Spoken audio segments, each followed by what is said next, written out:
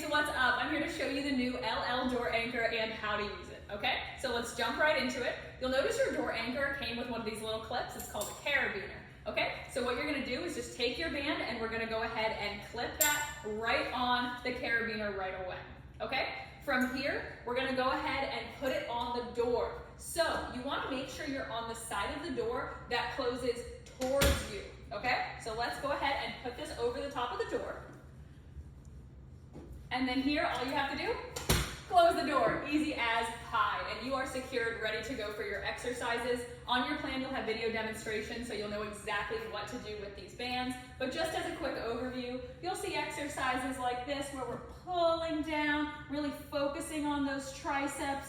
You'll see exercises where we have one hand in and we're doing a single arm press. You'll see exercises where we're down on the ground and we're pulling down for that lat pull down, really working and toning that back, okay? So excited to use these with you guys, and make sure you check them